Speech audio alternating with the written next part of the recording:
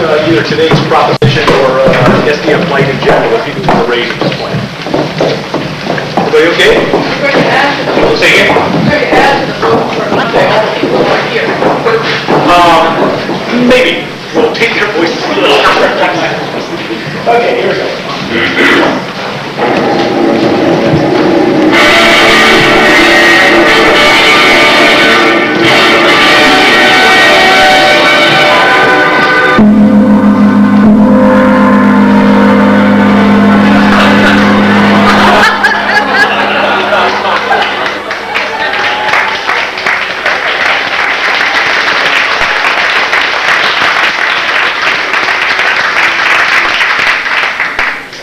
Hello, everybody.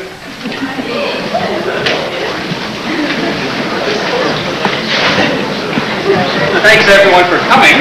I'm Leo Hoff, and let me introduce my wife, Harriet Hoff, who most of you know, some may not. Before we start out, we have a couple of people to mention here. Bob Lowe and Judy Ernst set up this quite excellent job. I think Bob had the idea of the balloon here. We had Alejandro and Milan help set up the space, and Milan suggested we have it here, which is great because with the number of people we had, where I had planned on having it, we'd be standing on each other's shoulders, so that was good. And then Ilma Hagner helped out with some of the DTP work, particularly on the new fun SDF. So maybe we could have a round of applause for those folks.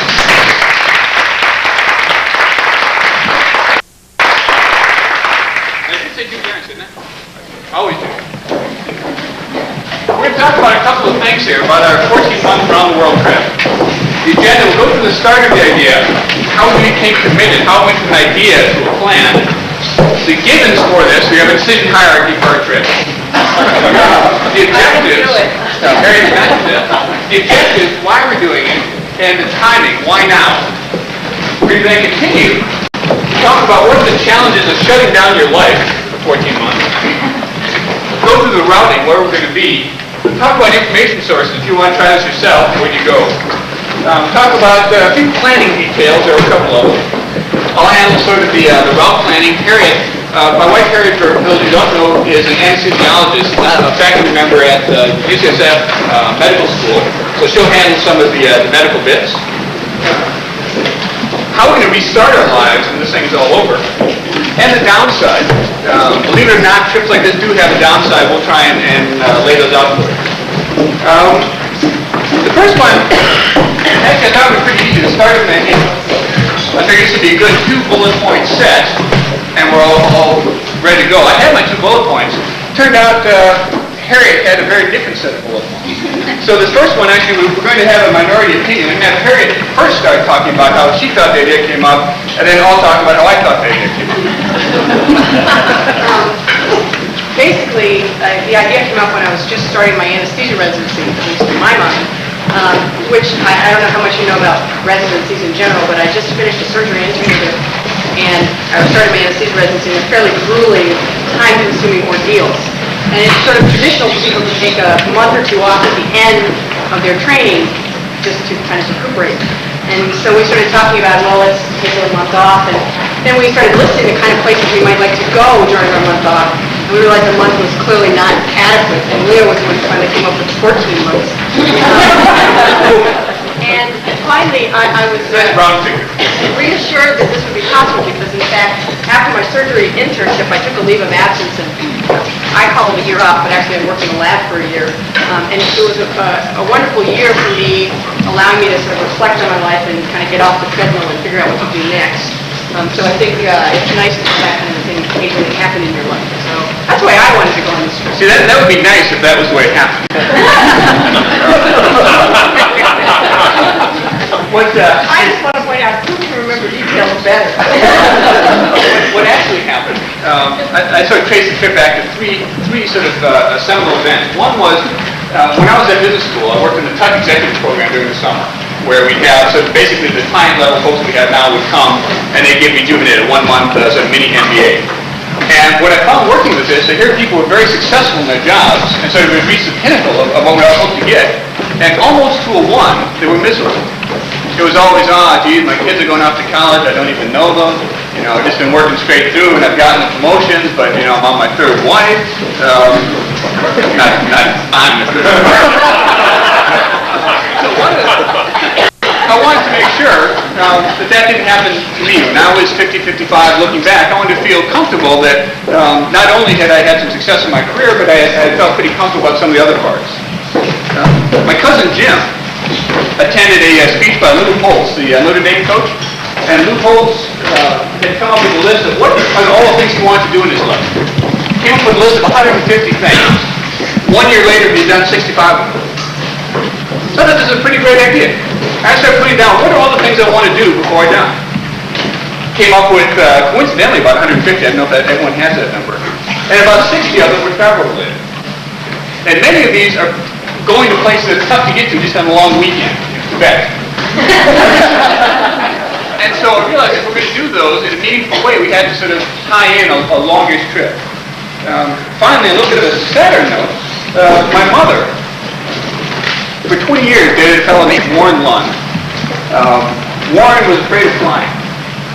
Could not fly. And they'd always wanted to go to Alaska, but they lived in Minnesota.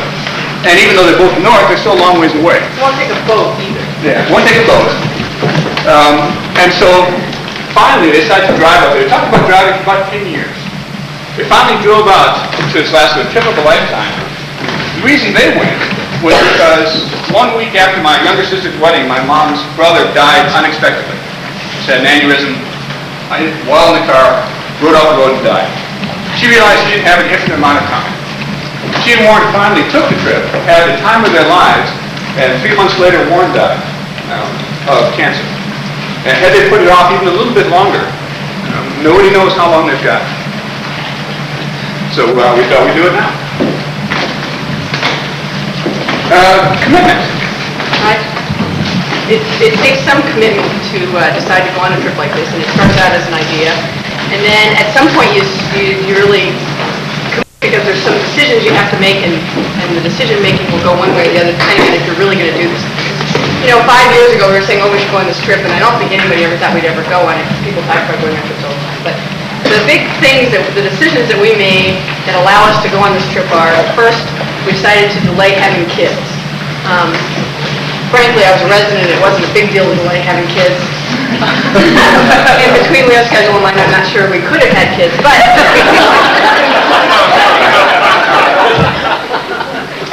we made the decision not to purchase a house. This was also fueled by Leo doing a project in Louisiana, looking at real estate at the time, and real estate values had just dropped by like 2/3 in 2 years, so he wasn't real excited about buying a house anyway, but we decided we can't buy a house because we can't be tied down. Similarly, from the beginning of my residency, which I started in January of 1989, we lived entirely off of 1/2 of Leo's salary and took all of my pitiful salary and half of his salary. My salary became less pitiful over time, but it was still pitiful when we started. And first used it to pay off loans. I, coming from New Hampshire, went to my state school, Dartmouth, so I had $100,000 worth of loans when I graduated, and Leo had a significant portion from Tuck, although he thought it was significant, I thought it was rounding error.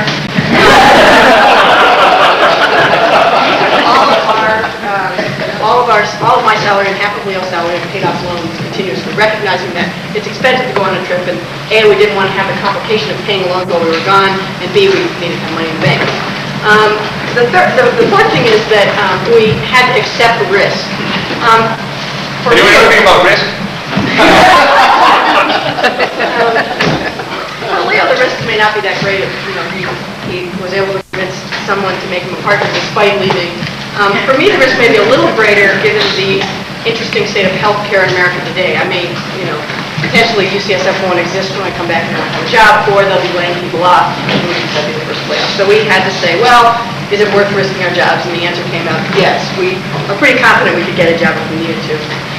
The next thing, and this was really Leo's idea, was we bought a Range Rover because we're driving across country as part of our trip, and it's a great car for driving cross country in, and it was a pretty big commitment of money in my mind, but I agreed to it because Leo was able to convince me that, well, this is a car that we're going to drive cross country in. And then finally, we got a cat a couple years ago, and in the spirit of our journey and her exploratory spirit, we named her Magellan. the givens of our trip, if you think of that decision hierarchy at the top, take is we'll do a lot of hiking. Harry and I go on many hiking vacations, and we plan on going hiking basically throughout the world. We're going to not just do hiking. One is some 5-star sort of non-hiking. So we're going to sort of alternate between things like sea kayaking in New Zealand and then going to nice 5-star resorts to sort of unwind. We wanted to stay in one place for a significant period of time.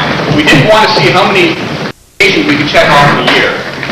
We're going to a lot of places, but in each one we're staying a minimum of 4 to 5 days, sort of in the very shortest place. Because we didn't want to be just going from airport to airport to airport. There'll be plenty of that, but hopefully not too much. We wanted to get to the hard-to-reach places. You know, that since we're going to be going so long, this is an opportunity to see all those places you can't do just in a week or two.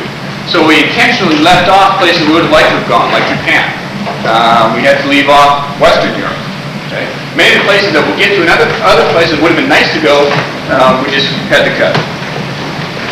A critical one, and it took a long time for this one to dawn on me, was that we didn't want to, because we had enough money not to always have to stay in youth hostels, we have enough money that we're in danger of isolating ourselves and insulating ourselves from the real places we're going to.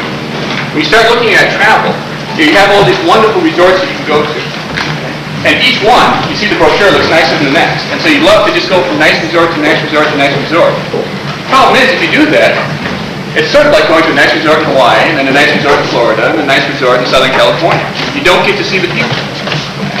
So we're intentionally trying to vary things quite a bit. We have about 3 or 4 super nice places that we're really looking forward to, but a lot of places that are just very dirt cheap and dirt floors perhaps. Note that we were not going to go based on tomorrow's wages. As of a year ago, Harry and I didn't owe a penny to anybody, which is a very nice feeling. And we've already saved up enough that we're now going to proceed to blow it. And so when we come back, we'll be living off of canned beans for the first 2 weeks until my SDG paycheck comes in, and then we'll be back on our feet. But we're not doing this in terms of, let's spend it now, and then over the next 10 years we'll get the money back. We want to get it first. Okay? Those are the givens. The objectives. I need to talk about the objectives. First, which kind of goes along with the given, we want to discover other cultures. So, as Leo said, we want to not isolate ourselves. We want to really go out and experience what it's like to live it. We want to take some time out to think about our lives. I found this amazingly valuable when I did it 7 years ago. And I think that it's a great opportunity. You sort of tend to get going, and you just keep going because you kind of keep going.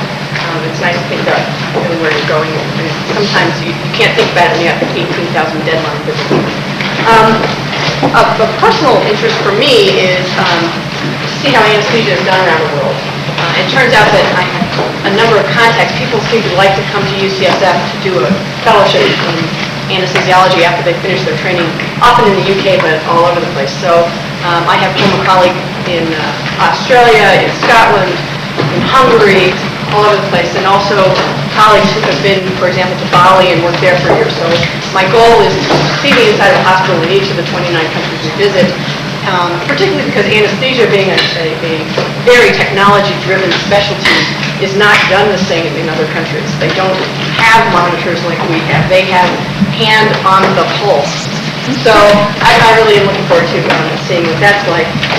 The next goal is that we want to not just see a hospital in every country, but hike and play basketball in 29 countries. And Leo assures me, having seen people in Jakarta and all of those places he's been, that we've got a very good chance to win basketball games. And finally, our goal is to inspire others to take risks and do interesting and different things that they've thought about doing but never quite got up the commitment or whatever to go ahead and do. Why now? I've got a little floor box here. I'm sorry that the folks over here won't be able to see it. Tilt it a little bit. I've got one axis of time from zips to lots, and one axis of dollars from zip to lots. And if you think about sort of when you get out of college, where do you stand? If you think about trips, people normally, when you either get out of college or right before business school, you take one. Right? And you start. I want to read my start because we really started.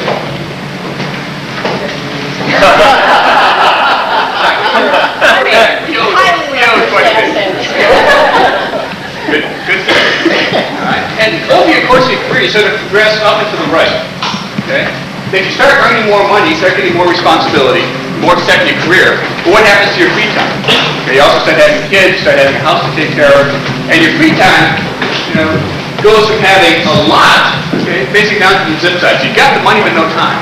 What we hope to do is take a little bit of a detour here and get down to this point, which would be nice, where you have enough time to enjoy it and enough money so you can't live like a king, obviously, but hopefully you won't have to be groveling for dinner every night.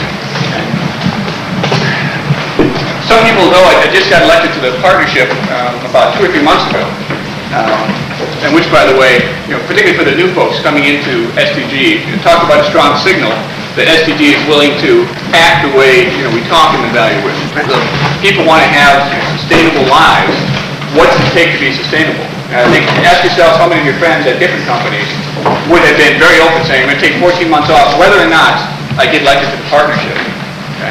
And then still get elected. I think that was quite a testament to STG.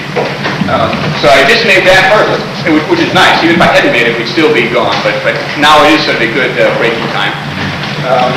And Harriet also has finished all of her training. Now a assistant professor in residence is the title. It would be difficult when you're still in the residence, etc. So the time is good. Why not wait a few years and figure, well, maybe we should wait a while and sort of get on our feet, get established, get our relationships with clients and all that, and keep building that up. But then we ask, is it ever going to get any easier than it is now? And the answer is probably not. Right now, things are really zooming in terms of the marketing, and things are really looking hot. But unless I get a whole lot stupider or a whole lot more annoying when I get back, it's going to take me a couple of years, but I'll be able to get that. And the time, I think, when everything's justified, and now I think we can justify it. That's the time. Shutting down. What does it take to shut down the unit? Well, it's amazing the number of things you sort of have to tie up. And one of the first things we had to do was learn to say no. Because it's very easy to say, oh, yes, I'll do that, yes, I'll do that. And then you suddenly realize there's a week before a trip, and I have at least 6 months of work to do. There's a lot of administrative details.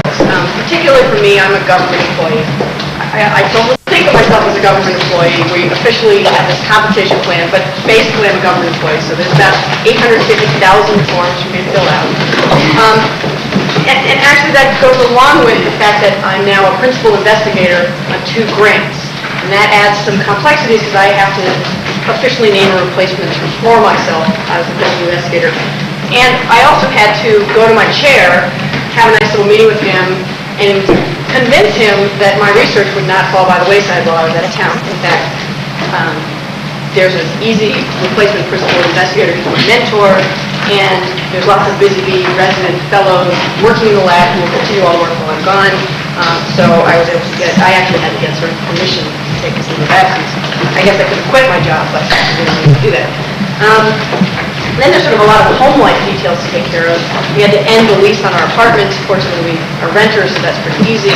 But then you have to figure out what to do with all this stuff. So we're putting it all into storage. The movers are coming on Thursday. And then you have to pack up your life. And even though we live in a 2-bedroom apartment and have worked very hard not to acquire things over the last 5 years, we seem to have acquired a lot. So Goodwill's benefiting immensely from our getting rid of things. And we're putting everything in boxes. You sort of have to decide as you're packing what you need to take with you. We're trying to take as little with us as we can, so we're sort of making different piles. Okay, this is the take with us pile. Then we had our cats. What do you do with your cat for a year? Cats are pretty independent creatures, but you can't stick them in a storage area with a bunch of food. So we're sending, fortunately all my family like cats, so we're sending her off to stay with my sister for a year. But it turned out that my sister is doing Summer Stock Theater this summer, and she's not getting home until October. So the cat's actually going to go fly to my mother's house for a month. My sister's going to my mother's house to pick up the cat and drive her back to Chicago. So she's going to be kind of doing her little U.S. tour at the same time. Judy asked me what we're going to do with our plants, and I told her, well, that's pretty easy because what we have is a nice collection of dead plants. There's nowhere to water them. So that we pretty much just got rid of the empty pots. And finally, we had 2 cars. We're 2 people with very widely spaced jobs. So we got rid of the second car. And in fact, part of our commitment, well, again, this is sort of one of those Leo things. over here and I've got a great idea, and I just kind of go along with it. But it turned out right. In fact, we bought a Miata 3 years ago when my car died, and Leo said when we bought it, well, the reason we got a Miata is because it's easy to sell again when we leave, because we obviously don't need each other car. And in fact, it was extremely easy to sell. So now we're down to one car, and I'm actually renting a car from my administrative assistant this week. You have to do change of address, and it's kind of amazing how many things need to be changed address. It's convenient we're changing our address to SFG. It's going to be deluged with all the junk mail that I get. And, but I have to do things like my California medical license expires in May, conveniently. You can't renew it until it's up. You can only renew it 60 days before it expires. So I have to leave this complex set of instructions with my administrative assistant who's going to renew it for me while I'm gone. You hate to have that run out. Similarly, insurance, bills, all that sort of thing. How do we get our American Express bills in time to pay them off so that they let us keep charging bills? Leo and I are actually going to make up a will before we leave. Fortunately, we have a friend who's a lawyer, realizing that we've actually got some assets now. We've never been in that position before, and we're actually doing some things that may be risky, and so we sort of decided we had to have something to do with it. Fortunately, we have many siblings, all of whom would be happy to return our things. Finally, we've both been to the dentist and gotten all our little fillings. Once you have to get a tooth pulled when you're overseas. And then the last thing that actually turned out to be a lot more complicated than I expected was to get health insurance to cover us while we're gone. Both Leo and I are in HMOs, which is sort of an interesting thing. HMOs cover you in your area. If you go away and don't come to your position, they will cover you for emergency care. So if you become unconscious and go to the hospital, that's all covered. But all follow-up care has to be done at your own primary position. That's kind of exciting. You don't want to end up stopping the trip in the middle. So you really have to go to a fee-for-service plan where they'll pay 80% out of area. So fortunately, UCSF deals with leaves of absence a lot because there's the academic sabbatical, and they consider going on leave of absence as a move out of the area. And a move out of the area gives you the right to change to a different healthcare plan. So I was using into that. Turns out that somehow here it's not considered a move out of area, it's a different setup, so I was able to get Leo terminated here so that my insurance. So now it's on my insurance and we've changed it over. It turns out, you have to pay for it out of your pocket and work pretty well. Route. If you go, those of you have handouts, if you go to like the third or fourth page, you'll see the U.S. route. We're actually starting with the driving trip. Sort of hold this up. People won't be able to see it, but I can sort of point it out. We're going to take a 6-week driving trip to start off. My portable easel. Actually, one more.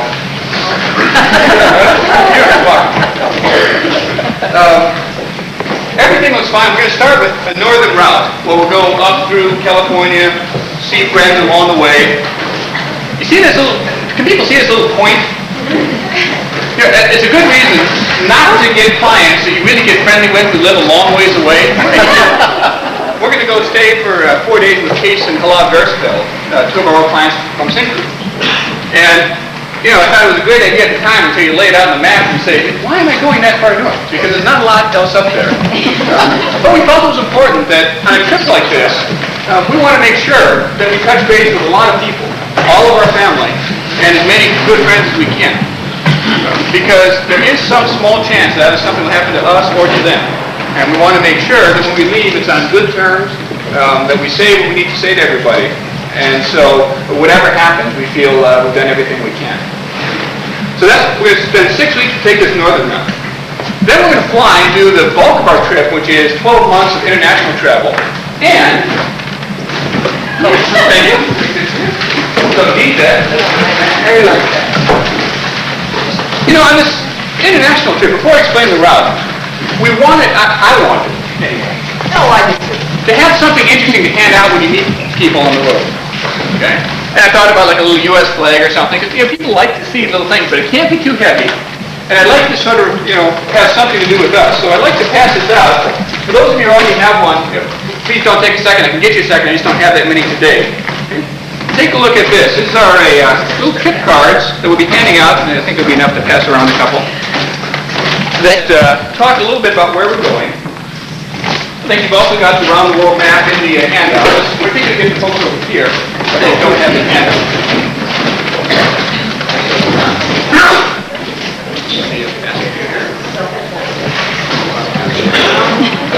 Here.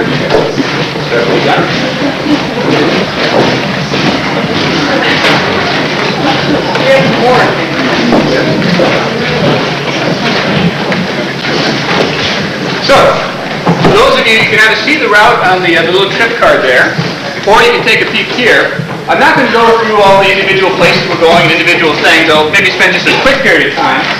We start off with a couple weeks in Fiji, which is over here, number 2. Then we're going to spend 2 months hiking in New Zealand and Australia. Okay, that's 3 and 4.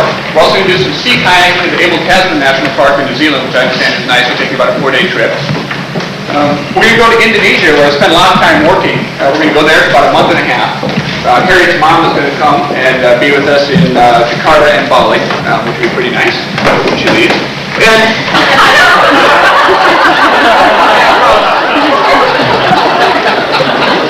then from Indonesia, we go up to Singapore, and there's a new train, just started last year. It's the Eastern and Oriental Express. It's like the Oriental Express that goes from someplace in Budapest.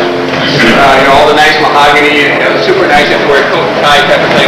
We're going to take that from Singapore up to Bangkok. And we'll get off along the way to stop off in Malaysia and Thailand. Take a 2-week trip down to Vietnam, cruising the countryside there. Then we go up into this bit, number 10, 11, 12, which is Bhutan, which has only recently been opened to Westerners up in the Himalayas. We're going to spend a month doing a trek up there. It's supposed to be quite nice. Then we go to Kathmandu for a little bit, India for a couple weeks, which is enough to get from the airport out to the Taj Mahal and back to the airport, from what I understand of the infrastructure. So for that. Go to the Middle East. We'll go to Egypt, Israel for a week apiece. 3 months in Africa. We'll go down, do things like climb Kilimanjaro. We'll go to Victoria Falls. We'll do a lot of hopefully reasonably fun things. Up into Eastern Europe, where we've never been, to Hungary, Czech Republic, etc. Over to Copenhagen, where we'll see Harry's relatives. Over to see a few of the fjords right next door. 3 weeks of hiking in Scotland. Then we go over down into South America, where we'll go to a 2-week river trip on the Amazon. We'll do a week climbing up to Machu Picchu in Peru, depending on how the political situation is. And then off to the Galapagos for a week. Then we come back to the other map. Come back to Washington, D.C. By the way, we're driving out there, we're leaving the car there. We come back, we pick the car up. My dad's going to be driving in the meantime. And then we take the southern route, zip over to the Four Corners area for the Utah National Parks. My mom's going to come out and she'll take a little driving vacation with us there. Find Mount Whitney on the way back. Get home about Thursday, and Monday morning, time to start up work again.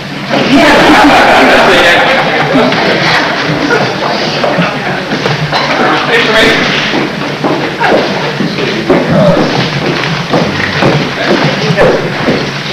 Where to get information? It's amazing how much you can get. Yes, thank you. The place I'd recommend going, government travel agents. Okay, every government around the world has a travel office. And if you just send them a 29-cent stamp and say, give me stuff, they give you piles of stuff like this big. And most of the countries who look at it say, boy, that's not very interesting, toss it aside. And some look 29 cents doesn't get you to Bhutan. That was returned in each Tuesday. Thank you so much. There are a lot of adventure travel companies, and you can get those, if people have ever seen Outdoor Magazine, you go to the back, they have a list of about 50 adventure companies if you want to go like kayaking or rollerblading out in the wilderness, whatever, they'll have that. Some good guides that I picked up right here. There are a lot of travel guides. The one I turned out to like quite a bit, the Lonely Planet Guide. It's easily good. And Wendy gives me thumbs up. Wendy's done much more traveling than we have even after we finished the trip, so good to know. And there's another excellent book. It's all in your packet. Fred's Guide to Travel in the Real World. It's this guy named Fred. Yes, you're right. And it's really a fascinating book. It talks more about the philosophy of being a traveler rather than just a tourist. Okay? And what it means to really explore the world rather than just go to the five-star hotel. So I got a lot of benefit in terms of philosophically how to think about the trip from Fred, so I recommend picking it up.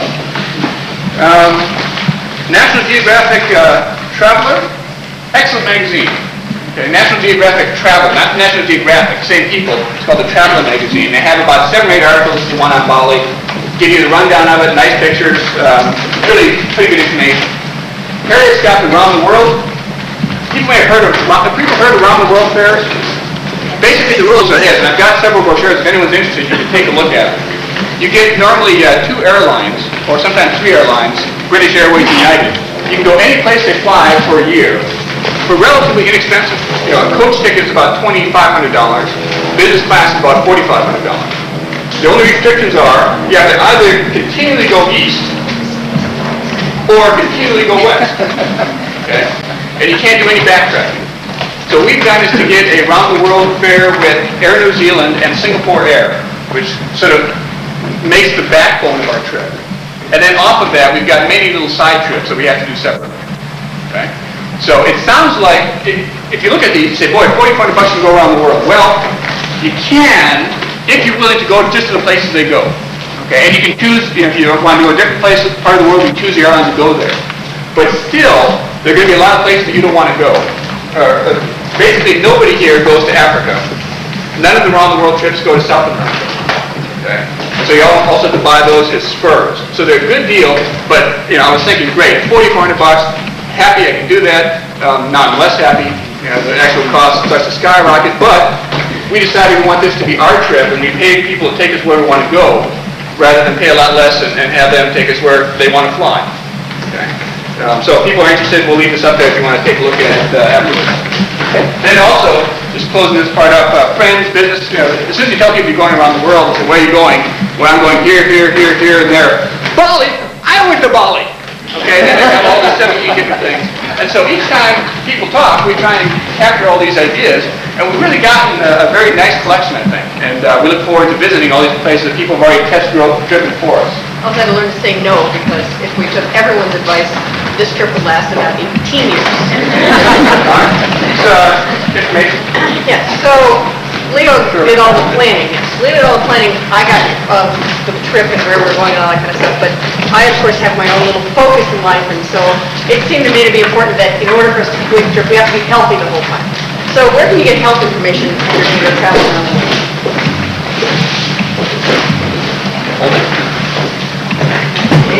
First place is get your itinerary and take it to a travel medicine clinic. And they're all over the place. UCSF has a great one.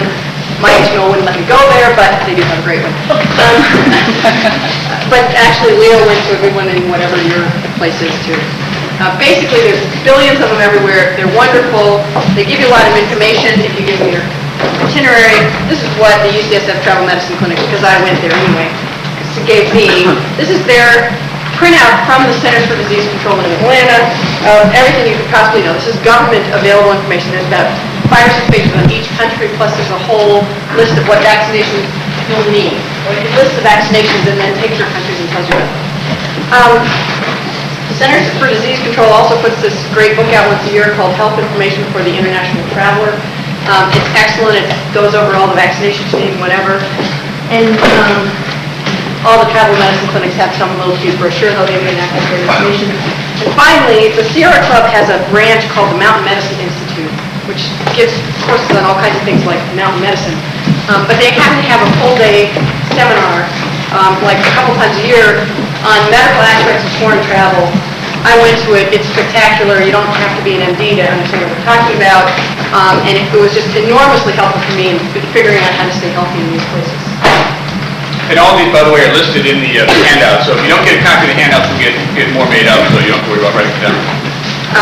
And so there's tons of information available out there. But as I say, you need your itinerary and you go to a travel medicine clinic sort of the first thing. And you need to start doing that early because you'll need to get vaccinated, and vaccinations can take up to 6 months. In fact, speaking of vaccinations, there are a number of vaccinations that you can get when you go traveling. And one of the reasons I took this medical aspects of foreign travel course was because I wanted to answer the question, which ones do we need? Well, the answer to that question for Leo and me is all of them.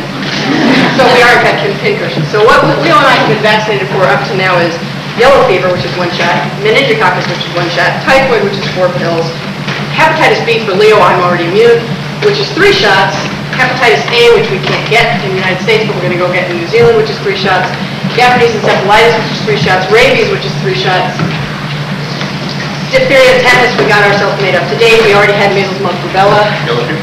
and cholera, yellow fever. Cholera. And cholera. But cholera is a very interesting thing.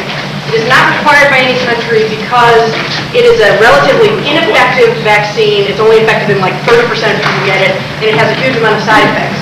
However, there are a number of countries which don't officially require it, but when you get to their border, they won't let you in if you haven't had it. So what you actually do is you go to your travel medicine clinic and they stamp it for you that you've had the cholera vaccine. And they do one of 2 things. They don't give it to you at all, or they give you like an ultra small dose in your just in your skin. If they feel like they have to be honest. So vaccinated against cholera, but you don't want to be vaccinated against cholera. There are small groups of people who want to be vaccinated against cholera, but by and large the answer is no. The next thing is, and this is something I worried a lot about. I don't think Leo was that worried because he had a doctor along, but what happens if something happens to you out in the outback somewhere? You know, who's going to take care of you? Well, frankly, Leo's in great hands. I can resuscitate a trauma victim. Yesterday, Leo was kind enough to spend all day taking a first aid course from the Red Cross, so now he's capable of putting pressure on my bleeding leg. And then finally, of course, you need to have a medical kit along. A little black bag. And there's a bunch of things everyone should have. I always want to bring an ace bandage. I always want to have these lovely chemicals along. If I can get them open. Sunscreen. Gotta have sunscreen. DEET. Of course, you gotta keep DEET in something nice and plastic because it will sort of eat through all your clothes. DEET is a bug repellent. You need to have a bug repellent so you don't get malaria. Speaking of malaria, you can't get vaccinated against malaria. You get to take a pill called mefloquine. It used to be you took chloroquine, but malaria is now resistant to chloroquine, so you have to take a drug that makes you feel even worse. You take it once a week, starting a week before you go and ending 4 weeks after you come back when you're in a dangerous area. So pretty much Leo and I are going to start taking it in 2 months and stop when we come home.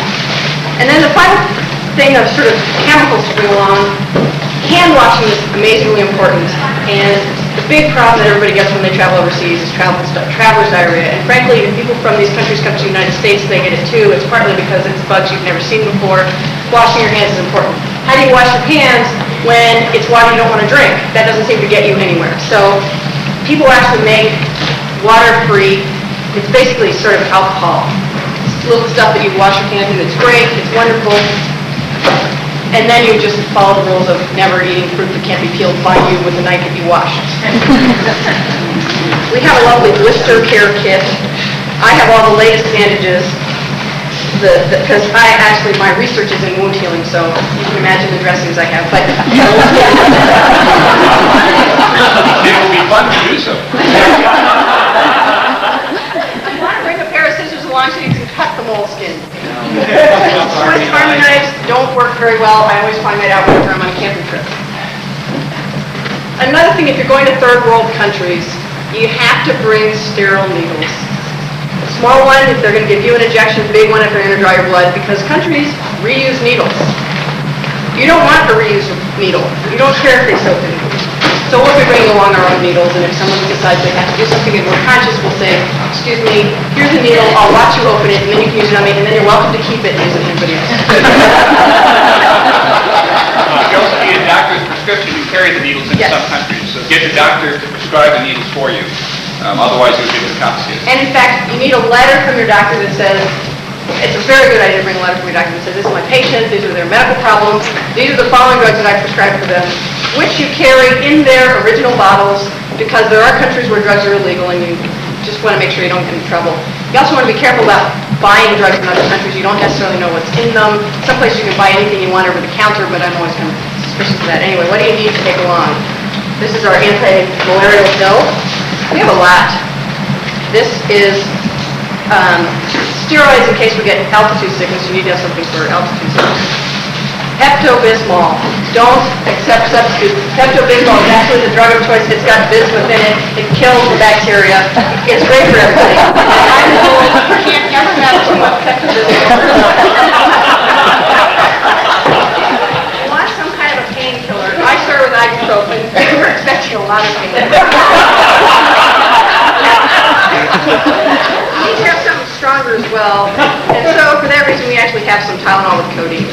Tylenol with codeine is the thing you can get in the most trouble with. You need to make sure you have your little prescription because it is a controlled substance and you don't want to spend the rest of your life in Turkish jail. Loperamide is a great drug against diarrhea, but you only want to take it if you're sure it's nothing else. The other thing for diarrhea is you've got your Pepto-Bismol and your loperamide, and you need a good antibiotic. Ciprofloxacin is the one of choice today. Cipro is this big, it kills everything.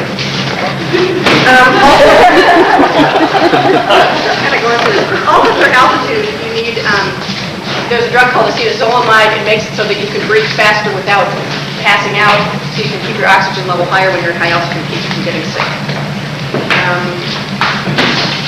You want a decongestant in case you get a cold. You don't need to bring cold medicine along. All you need is Tylenol, Advil, Sudafed, Benadryl, and you're set. Benadryl's great for sleeping as well.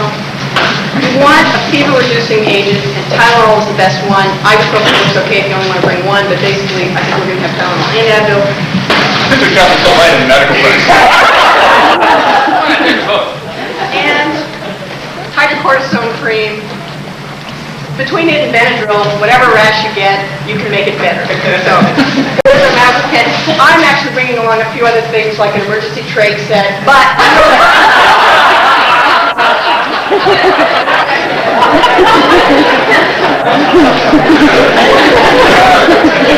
don't try this at home. We have some other planning to do. Clothes and equipment. Harriet's brother is a manager at the Eastern Mountain Sports, which is an excellent place that sells you Gore-Tex and this and that, and waterproof and sunproof and everything proof. Makes good sense to spend money and get one or two really nice things rather than a bunch, 5 or 6, sort of poor quality things. I think it's really going to pay off for us. We went with her brother and his wife hiking in New Zealand last year, and we had all this nice stuff, and by the end all these New Zealanders are saying, we'll give you our house, just give us. So it seems to pay off. that was the day it rained 9 inches. Yeah. A journal. Harriet and I are going to try and think about what we're doing along the way. We're going to be each night recording things in the journal, as well as, of course, sending postcards, etc. We want to make sure that we have something so we can sort of monitor how are our thoughts and feelings changing. Slides, we're going to take color slides rather than print film. The slides evidently last longer. And when we get back, we'll take the top 100 or so out of what could be 250,000 slides and put them onto video. So you have like a half-hour video where you have a 10-second digitized slide and you can give the voiceover, which will be sort of fun.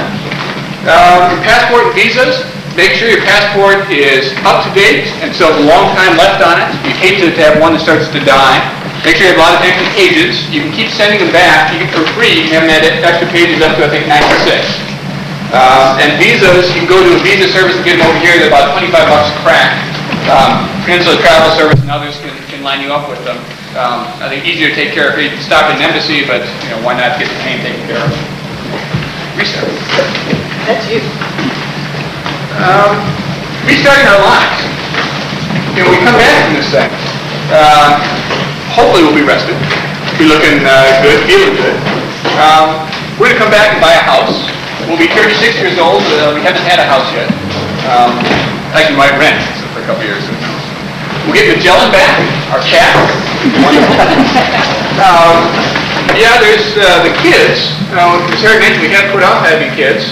Sometime, probably right at the end of the trip, we'll try not to put off having kids any longer. There's also sort of the details about, as we do our driving trip down south here, I'll be calling Barbara Metzler, which my call, what kind of marketing leads do we have, just to sort of let people know I'm not going to do any work, just let people know to think about me, remind them when I'm coming back, okay? And people always ask, well, what are you going to do when you get back, okay? And particularly, if you think about it, it's a pretty good question. People say you're going to go off there, and you must have a lot of plans. You can see all the planning we're doing for the trip. Some people think actually we over-planned. but obviously not consultants. What I've been telling people is that we don't know what it's going to be like when we come back. That one of the real purposes of taking this trip is to push the limits a little bit of what we know and what we feel comfortable with. When you think about diversity, when we think about diversity, we go to meetings, and it's, diversity, we have, white oil guys from Denver and white oil guys from Houston. And they can't get along. They're too different. Okay? And I figure if we can really learn to understand and see how many different places and ways people live and how they think differently, I've found in my international work so far that's really helped me, I think, out of a few situations where I realize that it's not always the way you have to think in terms of the American business executive. This is the way you think. There are a lot of other alternative ways. I think if you can sort of incorporate those, it's going to make a big difference. So when we come back, not only is how we do work, but hopefully how we do our lives will be improved based on what we've learned. Right now, we're thinking a lot about the downside, just because we're leaving in a week, and so we start getting modeling about. I actually spend 2 days a month at San Francisco General Hospital, and I did my last day there on Wednesday, and I was sort of leaving and thinking, oh my gosh, how can I leave this place? But anyway, what are the downsides that we're thinking about most now? Well, for one, for both of us, we have sort of projects going, wheels on a roll, kind of getting some project started up. People say, oh, I think you should do this project, and we sort of said, well, I haven't talked to you about it, but I have to sort of pass it on to someone else. That's a little disappointing. For me, we just actually applied to the NIH for $5 million for 5 years. It will be starting in January, and it looks like we're going to get it, and I'm actually heavily involved in that. It's a little difficult for me to just jump out and think, oh, well, no problem, this project will just keep going. And on the other side of that is, my mentor is actually 64 years old. He's a surgeon at UCSF named Tom Hunt, who's a wonderful guy, and it worries me a little bit that this will be one less year I get to work with him. But on the other hand, he's nice enough to let me go and leave my spot in the lab open. Another thing that makes me a little sad about leaving UCSF is I started as an attending there 2 years ago, and the anesthesia residency is 3 years long. So the group of residents who started my first day as an attending are now third-year residents, and they'll be graduating next June. And I don't get to see their last year, and I don't get to see them graduate. And we obviously formed some great bonds because we all were starting at the same time. So we were all kind of a little sad about that. We're sad about leaving our cat. She kind of can't stand the fact she's getting on a plane on Tuesday. I mean, she's such a big part of her life. We'd like to take her with us, but clearly that wouldn't be fair. We have some concern that our families are getting somewhat older, and anyway, things can happen, and that there could be a family illness or death, and we wouldn't be able to get that in time, or, we sort of would be sad, wouldn't be around. And something that I think concerns Leo more than me is we'll have less money when we come back. We're going to die with less money in the bank. I pointed out that I'll be the first person in my family that actually happens to die with any money in the bank.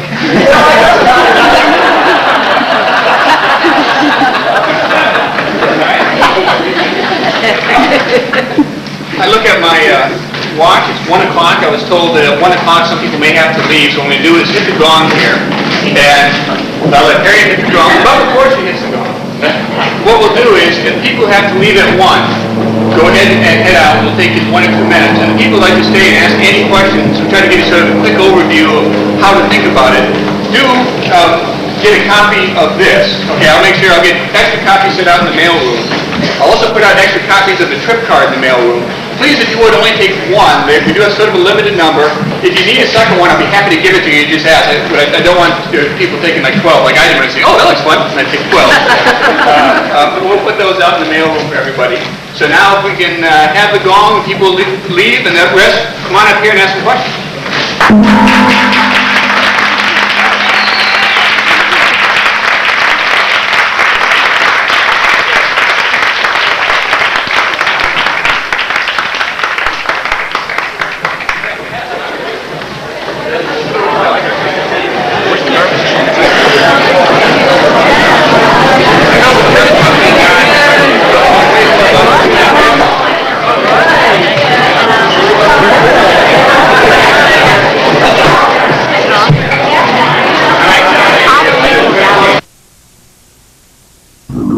Principal at SCG, and as most of you know, I think, we've been traveling for 14 months. I'd like to introduce my wife, Harriet Hong. She was traveling with me. And today what we're going to do is talk about what we learned on our trip. We have a few slides we've given. This is actually the fourth time we've given it. We gave it in the London office, the Boston office, last week down at the Partners Retreat. So if you don't see any partners here, don't think, oh, that's because if you do anything interesting, the partners will hate you. It's just that they've all seen it before. We look forward to giving it. Let me walk through the agenda real quick.